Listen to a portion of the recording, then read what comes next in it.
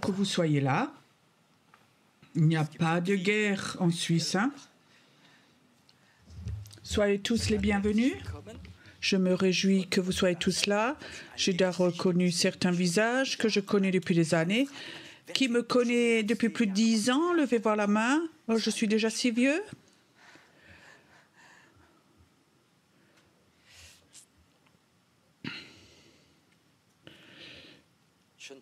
Donc, il y a plusieurs jours avant que je vienne, Dieu m'a donné 2 mots avant de venir, et ce sont se réveiller et se lever. Se réveiller, se lever. Peut-être que tu dis, mais je suis réveillé. Ah oui, à demi. Se réveiller, se lever. J'ai dit, Dieu, pourquoi? Tu sais ce qu'il m'a dit? C'est le titre de la prédication. Dieu a besoin de la Suisse. Dieu compte sur la Suisse. Tu sais, la Suisse... Donc, ce que je trouve bien d'un côté, c'est que la Suisse est neutre. Vous connaissez ça? Je pense que c'est bon. Il ne faut pas participer à chaque guerre. Mais cette neutralité de la Suisse, c'est quelque chose qui amène une paix. Et ça, c'est bon. Mais il y a des temps où Dieu dit, les enfants de Dieu ne doivent pas être neutres. Ils doivent prendre parti. Je ne sais pas si vous savez, mais certains chrétiens n'ont pas encore réalisé. Nous sommes dans un temps où, depuis la Deuxième Guerre mondiale, ce n'était jamais aussi dangereux qu'aujourd'hui. Je ne veux pas vous faire peur, ce n'est pas mon truc de vous faire peur, mais on est tout près que la situation actuelle explose. Quand on pense à la Russie, ou ceux qui en Russie, ou dans d'autres pays où les gens ne réalisent même pas. Au Soudan, il y a plus de 1000 personnes qui sont tuées par jour. On n'en parle même pas aux informations. C'est tellement inintéressant. Mais dans le monde entier, il y a un tel désordre. Et alors, il y a un pays qui s'appelle Israël, un tout petit, que Dieu a appelé, qui est un pays choisi par Dieu, qui est par la moitié de la terre haï ou rejeté. Vous pouvez imaginer un peuple que Dieu a choisi, un tout petit pays que Dieu a rendu au peuple, et la moitié du monde rejette Israël et les rejette. Comment est-ce que moi, en tant que juif, je dois vivre où je vis aujourd'hui? Dans la majorité des pays, en Suisse, en France, donc les dirigeants ont préconisé de ne plus porter de l'étoile ou la kippa parce qu'ils sont en danger. Maintenant, imagine, tu es juif et la moitié des pays où tu vas, tu es en danger, ou tu peux être tué parce qu'il y a une haine contre ce peuple-là, on ne peut même pas imaginer. Mais cette haine, ce rejet, ce n'est pas contre Israël, c'est une haine contre Dieu. Et il faut que vous sachiez que Dieu a un plan, que Dieu est en train de faire quelque chose. Et si Dieu se lève et fait quelque chose, tu vas voir que ceux qui ne connaissent pas Dieu, ils vont se lever et aller contre Dieu. Et le monde est en danger. Quand tu vois comment l'Iran, avec tous ces satellites, où ce président de l'Iran a dit aux informations Israël est de trop et il faut s'en débarrasser. Il voudrait bien anéantir Israël de la carte. Et dans le monde entier, il y a des musulmans qui ont à cœur qu'Israël soit anéanti. Israël n'est pas à sa place. La Palestine doit être libre.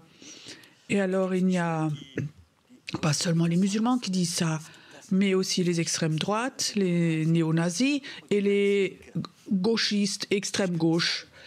Et si on compte tout cela ensemble, c'est la moitié de la terre.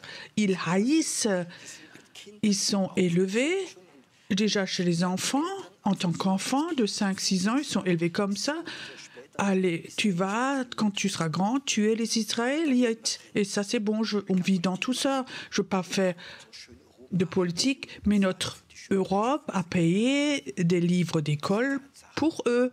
Et maintenant, les fruits viennent à la lumière, viennent. Et maintenant, Israël est haï par une grande partie du monde, du peuple. Et cette haine dans le monde invisible et ces puissances démoniaques qui reçoivent leur puissance de cette haine grandissent et grandissent. Maintenant, je veux vous dire, la Suisse doit arrêter d'être neutre quand il s'agit d'Israël. Tu comprends? J'ai remarqué, au début, quand ça a commencé, tous nos médias en Europe ont écrit que cette attaque où ils ont attaqué les Israélites, c'était terrible. Tous les médias étaient contre ce qu'ils ont fait de terrible. Et jour après jour, les autres médias, ils ont toujours amené l'inverse et montré des images terribles. Et tout d'un coup, les médias, surtout en France, vont de nouveau doucement contre Israël. Et eux, ils soutiennent de nouveau le Hamas. Et je peux te dire, là, il y a une pression qui va toujours être plus grande. Et je crois, la Suisse n'est pas appelée, dans le plan de Dieu, à être neutre. Quand quelque chose va contre Israël, contre le plan de Dieu, le peuple de Dieu doit se lever, pas aller dans les rues, faire des démonstrations. Ça n'a aucune importance, aucune force, ou signer des pétitions, ça n'a pas de puissance. Ce ne sont pas nos armes sont celles de l'esprit. Et je peux te dire, c'est important que l'armée des croyants, des intercesseurs, commence à proclamer dans le monde invisible. Nous sommes derrière Israël. Nous sommes dans le plan de Dieu. C'est le peuple de Dieu. C'est le peuple appelé, voulu par Dieu. Je vous donne maintenant un verset biblique que vous connaissez qui va vous aider. Si Israël est béni, ceux qui bénissent Israël seront bénis. Je dis à un autre, celui qui maudit Israël sera maudit. Je ne cite que la Bible. Et je crois en la Bible et je crois en la parole de Dieu. Israël a sans doute fait des fautes dans certaines situations, aussi de l'orgueil. Dans certaines situations, Isaïe dit aussi, leurs yeux sont fermés contre le plan de Dieu. Mais même si Israël fait des fautes, on n'a pas le droit de les accuser. Nous ne sommes pas en droit. Mais on dit Israël, Dieu doit te pardonner. Tu dois avoir la grâce. Mais ceux qui sont contre Israël sont les ennemis d'Israël. Je veux dire, dans le monde invisible, ça a une influence. Dans le monde invisible, on voit ce temps, on voit quelque chose qu'on n'a jamais vu, où il y a tellement de haine. Dans le monde invisible, où les gens sont influencés, ils n'ont qu'une seule source, eux, c'est les médias. Nos sources, ce ne sont pas les médias, mais notre source, c'est la parole de Dieu et le Saint-Esprit et les dons prophétiques. Ça, ce sont nos sources. Quand tu bois à la mauvaise source, ne t'étonne pas si tu es malade. Aussi en tant que chrétien, si tu es tout le temps sur Internet ou à la télé, si tu étais tout le temps sur Internet pour ou contre Corona, ou là, tout ce qui est sur Israël, c'est pas là où tu dois chercher ta nourriture. Va et reçois de Dieu dans l'esprit ce que Dieu a prévu. Dieu ne va pas autoriser que Israël sera anéanti.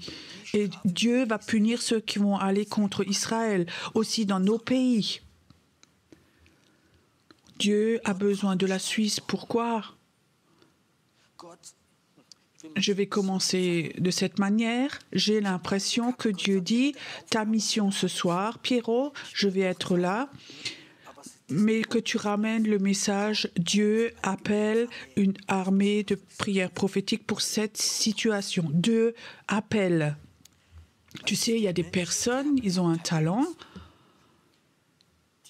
de toucher les émotions, les sentiments de personnes. Ils ont une belle rhétorique, ils savent enthousiasmer, ils ont une voix forte et ils savent enthousiasmer les personnes. Tu peux les appeler au niveau de leurs sentiments, les gens. Mais ça, c'est pas Dieu. Dieu ne t'appelle pas au niveau de tes sentiments. Dieu n'appelle pas non plus ton corps. Dieu appelle ton esprit. Maintenant, beaucoup de gens me demandent, mais où est la différence? Où est l'esprit? Je vais essayer d'expliquer simplement, je ne suis pas un théologien, c'est un étage plus bas que tes sentiments. Vous connaissez tous les sentiments, je pense, hein? Il suffit juste d'aller en intercession, quelqu'un te prend la priorité, ça va très vite. Mais où est ton esprit? Ton esprit, c'est quelque chose et le Saint-Esprit Dieu va utiliser le Saint-Esprit pour toucher ton esprit. Dieu a dit, prêche un peu de ça. Et l'appel, je vais le libérer. J'ai l'impression, comme Dieu disait, ce soir, je vais appeler des personnes à aller dans la prière pour Israël. Je vais appeler l'armée de prière prophétique en Suisse. J'en ai besoin pour qu'ils se lèvent, qu'ils sortent de leur neutralité et ils commencent à être une armée de prière prophétique pour ce pays. Tu sais, si Israël est anéanti au dernier moment, avant que ce soit anéanti, il lâcherait une première bombe atomique et alors on pourrait tous dire adieu, je pense. Et ça, les Américains le savent. Et consciemment, ils ont eu ces peurs et ils n'ont pas lâché leur armée parce que si Israël est vraiment sous pression, ils vont le faire. Ils ont la bombe atomique et ils vont la lancer. Et alors le monde entier va être un désordre, un chaos. Et ça, on ne veut pas le voir. C'est important. Il y a un principe qu'il faut savoir, que Dieu a un plan. Et Dieu est le meilleur planificateur, organisateur. Et les plans de Dieu sont saints. Il faut que tu commences à aimer les plans de Dieu, à les chercher. Et si Dieu a un plan, il y a quelqu'un qui a aussi un plan, c'est le diable. C'est l'anéantisseur. Il veut tout détruire. Il veut détruire les humains parce qu'il haït les humains. L'inverse, Dieu aime les humains. Et alors, on a ce Dieu qui a un plan. Satan a aussi un plan. Mais c'est important que ces enfants se lèvent et proclament le plan de Dieu et rentrent dans le plan de Dieu, qui reconnaissent le plan de Dieu et qui le prient et qui rentrent dedans, qui le proclament. De prier, Seigneur, protège ma maison, protège-moi, protège-nous. C'est pas le plan de Dieu, c'est la prière de beaucoup de chrétiens, moi et encore plus moi. Tu sais, quand tu pries pour le plan de Dieu, tu commences à proclamer. Alors Dieu va protéger toi et ta maison. Alors arrête de passer beaucoup de temps. Seigneur, fais que aussi longtemps que je suis sur la terre, que ça n'arrive pas, ça se passe quand je suis décédé. Dieu appelle les personnes. Et comment est-ce qu'il fait ça? Son esprit appelle ton esprit. Je vais maintenant expliquer la différence. Tu peux chez quelqu'un, toucher les émotions de quelqu'un, les sentiments, de dire ce qu'il doit faire. On fait aussi ça dans la pub, par exemple pour les hommes. Maintenant, quand tu vois le prospectus pour la nouvelle voiture, BMW, Mercedes, et tu vas dans le magasin, et tu connais tes émotions, tu sens, oui, ça je veux l'acheter, ça je veux l'acheter. Chez les femmes, c'est les chaussures. Il faut que tu achètes cette voiture. Ça, ce sont tes émotions. Et les émotions, pour chaque personne, c'est différent. Ça n'a rien à voir avec Dieu. Je te donne un exemple. Il y a plusieurs années, j'étais invitée. C'était encore dans la Suisse française. C'était une église suisse-brésilienne. L'homme était suisse, elle brésilienne. C'est comme un peu le feu et l'eau, tout ça, hein. J'étais invitée là-bas à prêcher, je prêchais, et après le culte, il y a 400 personnes des Suisses qui m'ont regardé. « Oh, merci que tu étais là, c'est tellement beau, quelqu'un qui ne crie pas pendant la prédication. Oh, c'est tellement beau, c'est tellement relaxant. » Oh, je me sentais bien, tu sais. Et après, il y a 2 Brésiliens qui viennent me voir. Pasteur, c'était pas mal. Mais si tu crierais un peu plus, tu aurais plus d'onction. Ça, c'est les émotions. Tu comprends? Et chacun, comme ça, ses émotions. Moi, j'avais fait un séminaire en Amérique du Sud, dans une grande église. Et vous savez, ceux de l'Amérique du Sud, ils sont très émotionnels. Waouh! Et c'est bon ce que je raconte, hein, frère, oui. C'était en Guyane française. Donc, je prêchais là-bas. Et un jour, je me promène. Je vais m'acheter quelque chose au magasin. Dans la ville Kourou, là où on lance les fusées de toute l'Europe. J'étais dans cette ville. Il y avait un rond-point, un grand rond-point. Et il y a une dame en vélo qui passe et elle m'a reconnue. Bien sûr, personne ne me connaît parce que tu as 200, 300 nouvelles personnes, tu ne connais pas. Et elle me regarde comme ça, elle me fait coucou, alors je la salue. Elle pose son vélo au milieu du rond-point, elle court vers moi, elle me prend dans les bras, elle m'embrasse.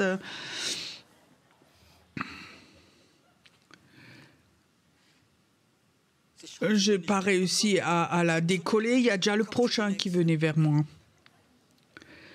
Et tu sais, ce sont des gens, ils sont joyeux, pleins de joie, et c'est beau. J'étais 14 jours, 2 semaines là-bas, et alors je suis revenue, et là j'étais à un séminaire à Hanovre, j'ai continué là-bas, et c'est là où les Allemands parlent le meilleur allemand de toute l'Allemagne, à Hanovre. J'arrive là-bas à l'église. Je voyais déjà la porte et j'étais là 14 jours dans ce pays chaleureux. Et là, j'arrive à Hanovre, dehors, le service d'accueil, comme ça, bonjour, monsieur Fay. Bonjour, monsieur Si, avec un, comme ça. Oui, bonjour, monsieur Fay. Ça, c'est la différence, tu comprends? Mais ça ne signifie pas qu'il t'aime moins ou plus.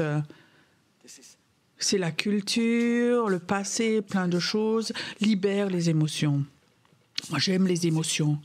Mais quand Dieu vient, il peut te toucher. J'ai vécu où les gens ont eu la nouvelle naissance, ils ont sauté de joie, d'autres ont pleuré.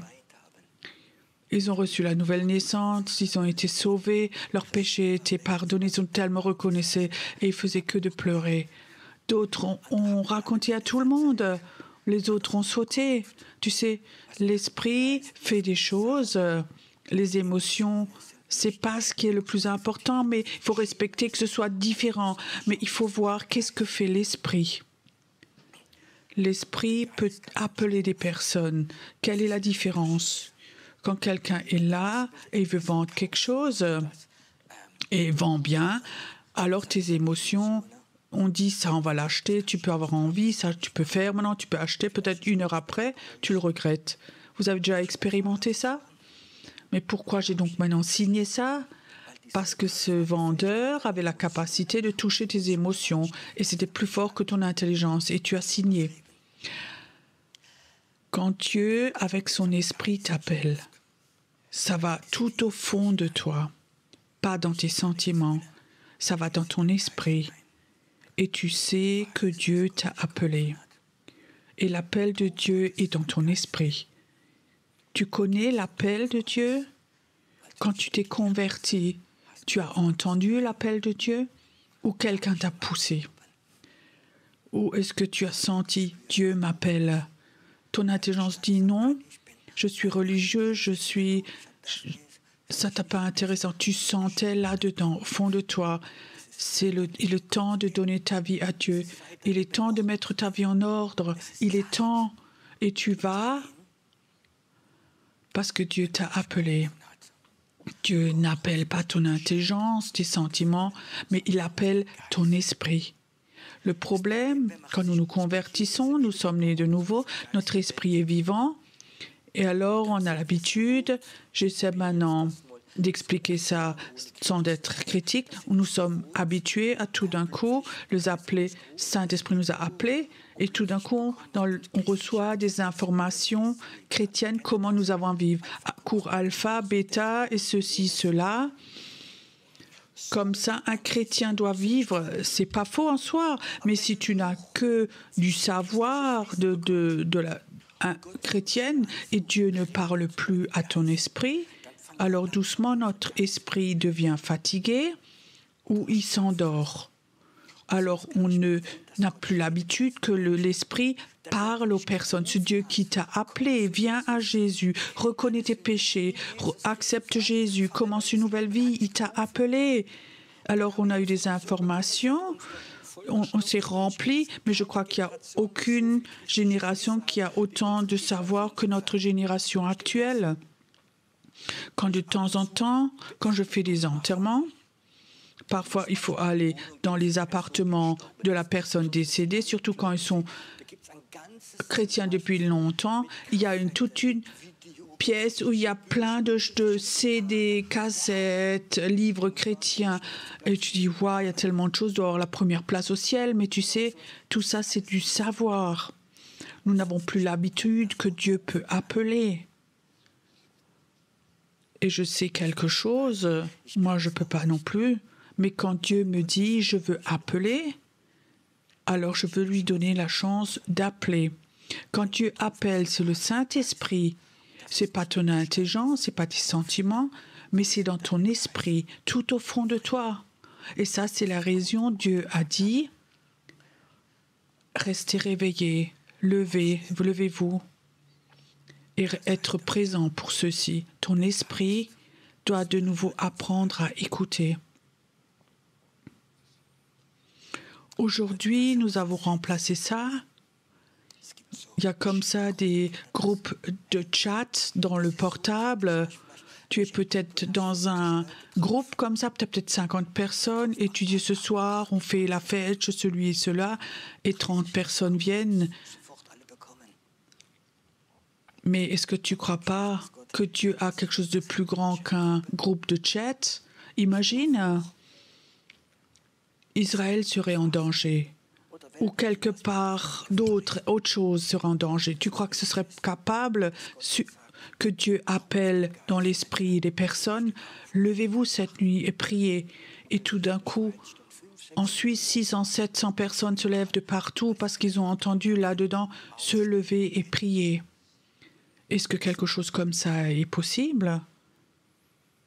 Pas de portable, pas de SMS, mais Dieu a appelé ton esprit.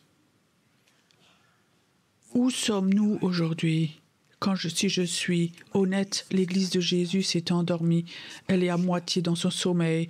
Et à part des programmes, on n'a pas grand-chose à proposer. Tu sais, tu peux avoir des programmes. Mais Dieu doit avoir la capacité à chaque moment de stopper ce programme et de donner ces informations à lui. Imagine maintenant, tu regardes la télé, un beau film ou un beau reportage, et tout d'un coup, en bas, il y a une annonce, « Lève-toi, c'est le moment de prier ». Est-ce que tu t'effraierais? Mais Dieu ne va pas utiliser la télé pour ça, mais il va, avec son esprit, appeler ton esprit. Quand Dieu n'a plus la capacité d'appeler son peuple au travers de son esprit, parce que la majorité d'entre eux sont endormis et ils sont dans leur quotidien, dans leur programme, alors Dieu va appeler d'autres personnes où il sait qu'eux vont entendre. Imagine, effectivement, une troisième guerre mondiale se réalise. 50% de la terre serait détruite, aussi en Europe. Des villes entières seraient détruites. Il n'y a plus d'argent, il n'y a plus beaucoup de nourriture. Et Dieu dirait, c'est parce que mes enfants ne se sont pas levés, parce qu'ils ont dormi. Est-ce que tu aurais une mauvaise conscience après? Moi, je veux vous dire, nous vivons dans un temps qui est sérieux. Il ne s'agit pas de religion, de dénomination, d'église, de structure, de conférence. Il s'agit aujourd'hui, Dieu a dit, j'aimerais de nouveau, avec son canal, toucher ton canal à toi. Qu'il y ait quelque chose en toi, ou tout d'un coup, que ce soit le jour ou la nuit. Hier, je suis venu ici, et alors en route, notre voiture a une panne. Le pneu a éclaté, on était là, sur l'autoroute, en Allemagne, on voulait venir. La voiture était remplie de matériel. Nous étions sur l'autoroute. Et alors, on se disait, qu'est-ce qu'on fait? Dépanneuse, et après, on avait tout le matériel avec nous. Et comme ça, j'ai eu une idée. Est-ce qu'il n'y a pas quelqu'un qu'on pourrait appeler? Et alors, j'ai appelé notre ami Martin. Il n'habitait pas très loin. Et j'ai dit, écoute, est-ce que tu as une idée? On est là maintenant. Alors, il dit, il n'y a pas de problème, je viens. On a tout mis dans la voiture. Hier soir, sous la pluie, on est tout monté ici et le retourné. Il nous a emmenés. Je me réjouis de ce qu'il a fait pour nous, pour le Seigneur. Mais je te dis, Dieu voudrait avoir beaucoup d'amis comme ça. Pas qu'on vienne avec la voiture, mais qu'on se lève, qu'on sorte nos armes de guerre et qu'on commence à proclamer le plan de Dieu. Je crois que beaucoup de choses se sont passées chez les chrétiens dans ta vie, dans ma vie, qui sans doute ne se seraient pas passées si parfois nous avions été réveillés. Pour tes enfants, pour d'autres choses. Qu'est-ce qu'il y aurait dans ta vie si ton canal avait été ouvert et Dieu aurait pu te parler, te dire lève-toi, prie pour ta fille, prie pour ton mari, prie pour ta mère, elle est en danger, et tu aurais prié. Est-ce que tu crois que certaines choses auraient été différentes dans ta vie, dans ma vie? Dieu a dit, la Bible, il a mis son esprit en toi. L'esprit de Dieu est en toi. Et ça, c'est un récepteur. Et s'il n'est pas allumé, si Dieu ne peut plus te parler, je sens maintenant qu'en ce moment, que chez certaines personnes, il y a de nouveau le canal qui s'allume, où tu dis, c'est juste, je suis tellement dans mes programmes et dans mon rythme, ça fait longtemps que j'ai plus entendu sa voix, ça fait longtemps que j'ai plus son appel, j'ai besoin de ça. Pour moi, il n'y a rien de plus beau dans ma vie. Quand je prie et Dieu m'appelle la nuit ou le jour et dit « j'ai besoin de toi », qu'est-ce que ça signifie? Ça, ce sont mes sentiments de valeur. Un Dieu qui a besoin de moi, pas une église ou un programme, mais Dieu a besoin de moi et Dieu a besoin de toi. Dieu a besoin de la Suisse plus qu'auparavant. Moi, j'aimerais ce soir rien faire d'autre comme Jean-Baptiste, de cette voix dans le désert qui crie, qui prépare le chemin. Et je peux dire dans mon cœur, le monde est en danger. Israël est en danger. Il est temps d'arrêter de dormir. Et Dieu appelle en ce moment. Comment Dieu appelle encore? Comment est-ce qu'il va appeler ce soir? Une des plus belles histoires dans la Bible, c'est chez Moïse. Un feu. Un feu. Moïse voit ce feu. Un feu dans le désert, ça peut arriver. Mais il ne s'éteint pas. Bien qu'il n'y ait plus rien à brûler, il ne s'éteint pas et il va vers ce feu. Et alors il entend ces paroles. Tu es sur un lieu saint, enlève tes chaussures. L'endroit où tu te tiens est saint et Dieu appelle Moïse dans le feu. Vous savez, la Bible dit, Dieu était un Dieu du feu, un Dieu jaloux. Et quand le feu de Dieu est là, pas le feu de l'enthousiasme, quand le feu de Dieu est là, où tu sens dans ton esprit, c'est souvent le moment où Dieu appelle. Quand est-ce que Dieu, la dernière fois, t'a-t-il appelé? Nous avons notre tête remplie de programmes, de savoirs chrétiens, de livres, de revues, plein de choses remplies. Quand est-ce que la dernière fois, la nuit, Dieu t'a appelé, t'a dit, lève-toi, j'ai besoin de toi. Parfois, on est tellement investi dans ces programmes chrétiens qu'on n'a même plus le temps d'entendre. On est des faiseurs, des activistes. J'ai l'impression où Dieu dit ce soir, mon feu va venir. Et ce soir, nous allons sentir le feu, pas de l'enthousiasme, mais tout au fond de toi, ce feu de Dieu. Et je vais appeler de nouveau dans le feu. Comme j'ai appelé Moïse, je vais appeler ce soir un Dieu qui dit « J'ai besoin de toi, j'ai besoin de la Suisse, j'ai besoin de personnes qui sortent de leur passivité, j'ai besoin de personnes qui sont prêtes quand ils entendent ma voix, de tout enlever. » Martin était à son travail et alors il a dit « J'arrête, je ferme ma clé, je viens. » Si on faisait des choses comme ça au niveau du spirituel, tu es invité à un anniversaire d'un frère, une sœur sympa, où Dieu dit tout dans 5 minutes avant, tu ne vas pas, j'ai besoin de toi. J'ai besoin de toi dans la prière. Est-ce que tu dirais oui, ok, je me désiste et je reste ce soir tout seul avec mon Dieu. Parfois Dieu aussi t'appelle aussi dans la parole. Tu entends la parole de Dieu, tu lis la parole et alors tu sens comme Dieu t'appelle là-dedans. J'aimerais prier ce soir que ce feu de Dieu vienne, que le feu de Dieu soit là, qu'il vienne. Vous savez ce qui est si beau, que Dieu a différentes possibilités. Je prie ce soir que ce Dieu vienne aussi au travers de la caméra, que des milliers de personnes qui vont regarder vont entendre l'appel de Dieu et de se lever.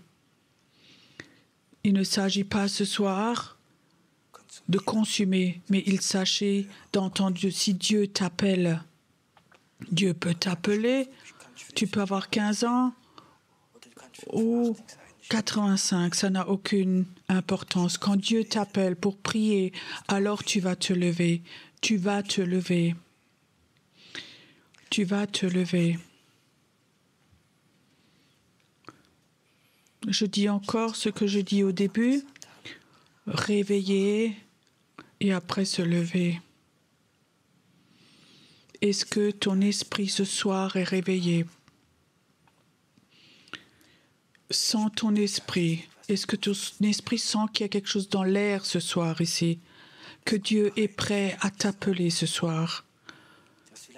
Que tu reçois une mission spéciale pour toi.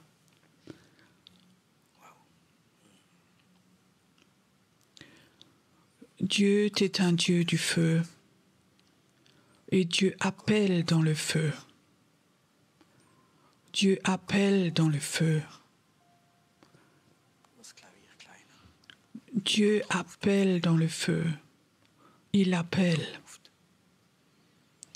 Il appelle. Est-ce que tu es prêt dans cette armée de prières prophétiques de rentrer dedans, pas dans une organisation chrétienne, mais où Dieu lui-même est le général, où Jésus-Christ lui-même est ce général qui crie ce cri de guerre dans Ésaïe. Dans Ésaïe, c'est écrit, il s'agit de son pays, il s'agit d'Israël. Il s'agit de ces Juifs, de ces Juifs qui sont attaqués dans le monde entier. Venez, levons-nous.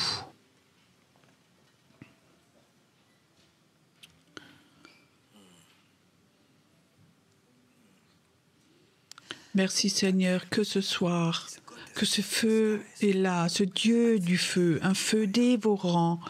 Un feu dévorant. Seigneur, nous ne sommes pas là pour être bénis, nous sommes là pour entendre. Nous sommes là pour t'entendre, toi. Est-ce que tu es prêt à être silencieux et entendre cet appel de Dieu en toi? Il y a certaines personnes, tu vas l'entendre. Ça va changer, bouleverser toute ta vie. Ça va changer tout ton programme. Et tu sais, ce plan que tu avais eu, ton propre plan, tu vas le mettre de côté. Et tu vas de nouveau être quelqu'un qui entend Dieu. Tu vas étendre ton antenne toute grande et tu vas recevoir de Dieu. Et ce prophétique qui était en toi, ça va de nouveau être activé en toi. Tu es là et tu pensais, Dieu t'a oublié. Mais Dieu dit ce soir, si ces dons prophétiques sont de nous activés, tu vas de nouveau entendre ma voix. Merci Seigneur que ce feu est là, ce feu dévorant, ce qui enlève ce qui est humain. Et comme Ésaïe a dit, mes pensées ne sont pas vos pensées et vos pensées ne sont pas mes pensées. Comme ça, ce feu vient aussi. Tes pensées vont être repoussées et les pensées de Dieu doivent venir. C'est le temps où, là en Suisse, beaucoup de groupes de prière vont se lever, mais vont plus gémir devant le mur de lamentation. Mais ce seront des groupes de prière pour le plan de Dieu, pour les libérer, pour libérer le réveil. Ça vient, ça vient, ça vient. Un manteau prophétique maintenant. Un manteau prophétique vient sur toi maintenant. Une onction prophétique vient sur toi maintenant. Ça vient maintenant. Quelque chose qui est tellement fort que tes plans que tu as vus, tes plans ne t'intéressent plus. Mais le plan de Dieu pour ta vie t'intéresse. Le plan de Dieu pour ta vie. Pas pour ta carrière, mais pour celle de Dieu. Pour la carrière de Dieu. Oui, maintenant. Il y a quelqu'un qui est là, toute la journée, tu avais mal au dos, fortement mal au dos. Et Dieu dit, maintenant, je veux t'enlever ça, maintenant, ces douleurs. Lève simplement tes mains maintenant et tu vas voir, ça va venir et cette scoliose va te quitter. Elle va s'enlever, elle va te quitter, elle va s'enlever. Et lève tes mains maintenant. Et je dis, brise cela au nom de Jésus maintenant. Cette scoliose qui t'a tellement freiné dans ta vie, mais reçois maintenant une onction prophétique maintenant. Reçois maintenant une onction prophétique maintenant. Ta vie va maintenant se transformer. Dieu ne dit pas que tes pensées ne sont pas mes pensées, tes pensées, mais tes pensées vont aussi mes pensées, et mes pensées vont aussi tes pensées. Ça va venir, ça vient sur toi maintenant, au nom de Jésus. Merci Seigneur que l'armée de prière va se lever en Suisse. Merci Dieu que toi, tu peux compter sur la Suisse, que le temps vient, une armée dans toute la Suisse va se lever et ils vont entendre la voix de Dieu. Et alors le temps va venir, un immense réveil va venir parce que l'armée de prière s'est levée maintenant. Reçois maintenant, reçois. Viens, inspire, voir. Il y a certains qui sont là, ils peuvent maintenant sentir ce feu. Je sais que pour beaucoup de gens, ça sonne fou, mais tu sais, dans la Bible, il est écrit, dans Ésaïe 61, nos sens sont renouvelés. Nous pouvons, dans l'esprit, sentir. Il y a certaines personnes maintenant qui sont là maintenant. Si tu sens du bois brûlé, comme s'il y avait un feu qui était là.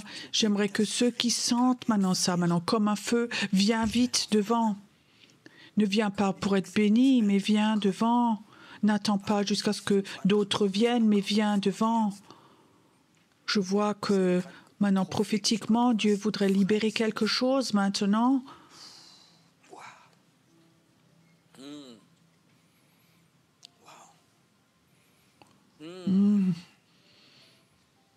Dieu touche maintenant ton esprit.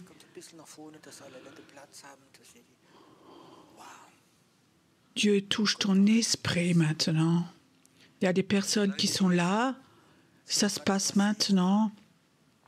Ou Dieu touche tes mains maintenant.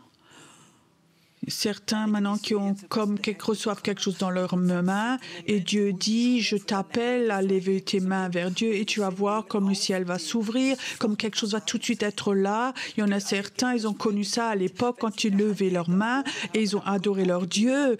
C'est comme si une électricité venait et Dieu dit, ça va devenir beaucoup plus fort, tu vas déchirer le ciel avec tes mains. Et peu importe où tu es maintenant, si tu es dans la rue, quand tu sens que Dieu touche tes mains, alors élève-les là où tu es. Et je vois comme les anges vont venir et vont simplement descendre avec ces paroles. Et cette place où tu es va plus être la même qu'auparavant. Tu vas aller à des endroits qui sont maudits. Tu vas sentir les démons. Et maintenant, Dieu dit, élève tes mains. Et tu vas élever tes mains. Et tu vas voir comme ces puissances démoniaques vont partir. Parce que tu as ce feu. Parce que tu as appelé ce feu, ce Dieu du feu. Ça touche tes mains maintenant. Maintenant. Père, une onction prophétique pour mon frère et sœur ici, une onction prophétique pour mes frères et mes sœurs maintenant. Seigneur, qu'il n'y ait plus de fatigue, plus de résignation dans leur vie puisse venir maintenant, mais que ce feu de Dieu soit là maintenant, que ce feu de Dieu, ce feu de Dieu, ce feu de Dieu, ce feu de Dieu, ce feu de Dieu.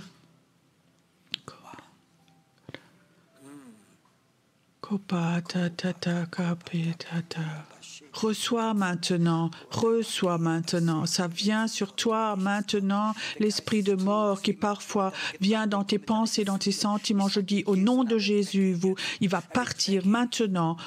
La mort et le feu ne vont pas ensemble. Et je dis mort, maintenant tu vas la lâcher. Ils vont transmettre la vie, ils vont déchirer le ciel. Tu les touches avec ce feu, avec ce feu, avec ce feu, avec ce feu. Maintenant. Et j'aimerais que toutes les personnes qui sont devant maintenant, restez devant. Et les autres personnes, s'il vous plaît, asseyez-vous dans la salle.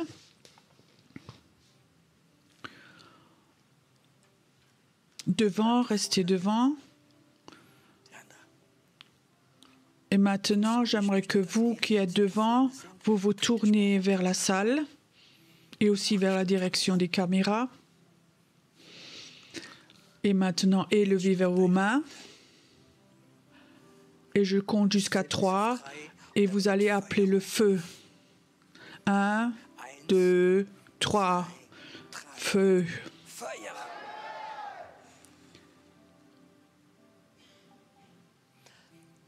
Père, donne-leur une vision d'une armée de prières prophétiques qui se lève, pas religieuse, mais prophétique, qui a le feu, qui a le feu, qui a le feu.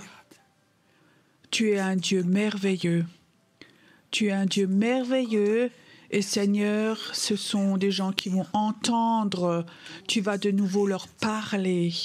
Merci Seigneur que leur esprit aussi dans la salle ici, leur esprit va être ouvert. Tu vas les utiliser fortement, fortement. Merci Jésus. Vous pouvez retourner à vos places maintenant.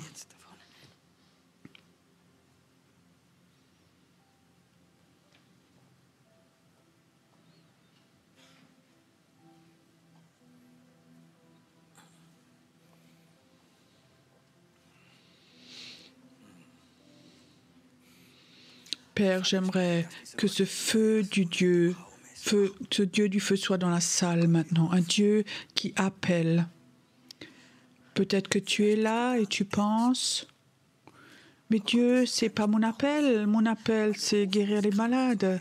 Mon appel, c'est de la délivrance. Mon appel, c'est peut-être de prêcher. Tu sais ce que Dieu dit? Si tu es dans mon armée de prière, tu vas guérir des malades comme jamais auparavant. Tu vas voir comme des démons vont être chassés comme jamais auparavant. et des prédications vont être beaucoup plus puissantes. Dieu ne te prend rien, mais il le fortifie. Et ça, c'est Dieu. Il rend tout plus fort, plus fort. Venez, on inspire encore. Dans la salle, il y a quelque chose de très bon. Écoute, toi qui es là, et tu as senti cet appel de Dieu, et tu as senti dans ton esprit que c'est ça. Alors toi, tout seul, dans ton cœur, fais une promesse à Dieu et dis, Dieu, je veux appartenir. Je veux de nouveau entendre de ton esprit. Je veux de nouveau être dirigé par le Saint-Esprit de façon toute nouvelle.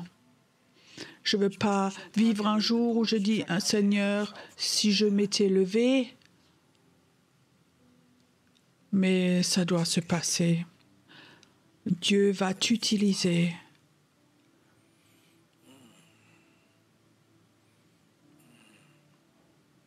Je sens comme la puissance de guérison est là maintenant dans la salle. Ce Dieu du feu est là maintenant. Il y a tellement de personnes qui sont là, elles ont des problèmes dans les épaules. Ça vient souvent de soucis que nous avons portés, peut-être de peurs que nous avons portées, et d'autres choses. Ce Dieu du feu est là. Il y aura après toute une équipe de prière qui va prier pour les malades, parce que Dieu ce soir voudrait aussi déverser sa guérison. Il y a une femme qui est là. Tu as des calculs biliaires. Et ce soir, tu dis, je ne voudrais pas être opéré, tu peux me les enlever. Et Dieu dit, j'ai vu ta foi. Et cette personne qui a des calculs biliaires vient devant après. On va prier pour toi. Et ta foi va se manifester. Et tu vas voir. Merci Seigneur que tu es là. Que tu es là. Nous allons encore un 20 ans. Où la présence de Dieu va encore être là. Et si vous avez sur le cœur, pour ce ministère que nous faisons, pour bénir aussi et qu'on puisse tous payer nos factures, alors vous avez le droit de mettre quelque chose, laissez passer les corbeilles, mais restez tout de même dans la présence de Dieu, dans une attitude de prière.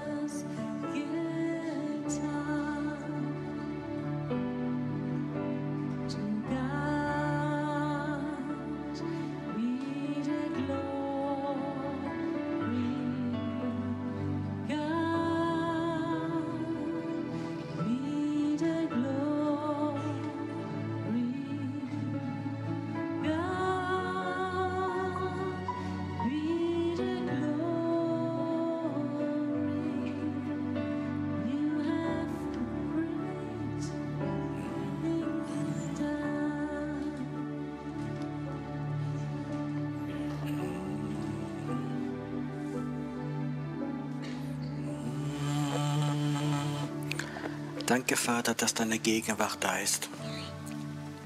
Und dass du dich heute Abend noch verherrlichen möchtest. Für die, die es nicht wissen, wir haben jetzt jeden Abend, 4 Abend können kommen, können andere Leute einladen. Am Samstagmorgen haben wir bei der Susi vom J-Point oben eine Schule des Gebets oder eine Gebetszeit. Seid herzlich willkommen, aber bitte meldet euch trotzdem an, es ist leichter für uns zum Organisieren. Wenn jemand da ist und sagt, hey, ich möchte gern diese Botschaft jemand weitergeben, du kannst draußen die CD vom Gottesdienst vom Abend bekommen, um weiter zu schenken. Das ist manchmal eine gute Sache, wenn Gott dir diesen Impuls gibt. Ich möchte gerade, dass die Mitarbeiter, wie vorgesehen sind, für die Kranke zu beten, kommt einfach nach vorne mal jetzt. Tritt euch einfach nach vorne hin.